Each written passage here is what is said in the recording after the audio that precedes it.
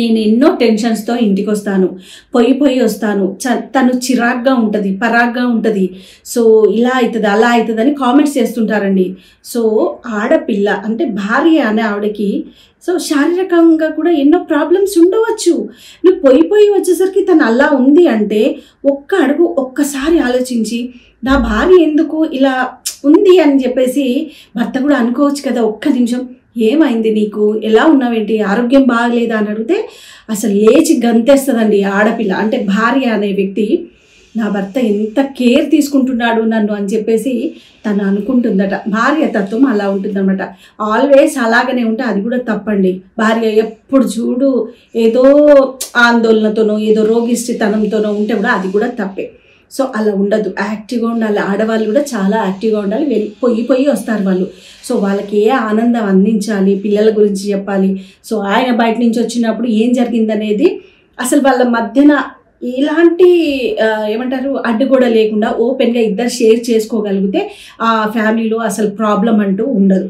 ఇకపోతే రెస్పెక్ట్ విషయం, మర్యాద అంటే ఇప్పుడు భర్త తరపు ఫ్యామిలీ ఉంటుందండి, భార్య తరపు ఫ్యామిలీ ఉంటుంది.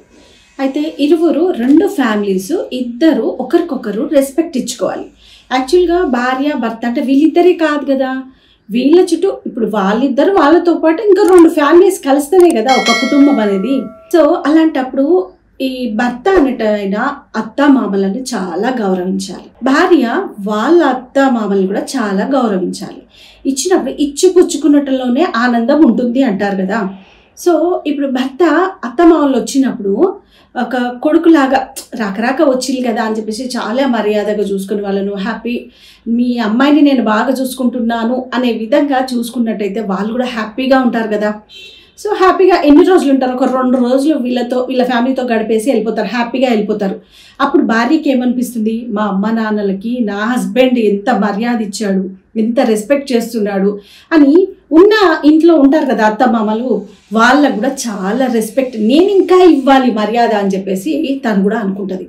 అలా కాక ఏదో చిన్నగా మీరు ఇదా ఇచ్చారు, మీరు ఇస్తానని అది ఇవ్వలేదు, వాళ్ళు రాగానే అమ్మాయి తరపు ఎవరన్నా వచ్చారే అనుకుందాం, బంధువులు వాళ్ళ అమ్మ నాన్న ఇంకెవరన్నా వస్తే, మీరు పెళ్లిలో ఈ కట్న కానుకలు ఇది ఇవ్వలేదు, మీరు ఇది ఇస్తారనుకున్నాను అది ఇస్తారనుకున్నాను అని చెప్పేసి వీళ్ళకి ఏదో లేనట్టుగా అక్కడ ఈ మాటలు స్టార్ట్ అవుతాయి అనమాట. అప్పుడు ఎలా ఉంటుంది, మాటకు మాట, మీరు ఇదన్నారు కాబట్టి నేను అదన్నాను, మీరు ఇలా తిట్టారు కాబట్టి నేను ఇలా తిట్టాను అంటే 2 మాటలు ఎక్కువనే పెరిగిపోతూ ఉంటుంది అనమాట.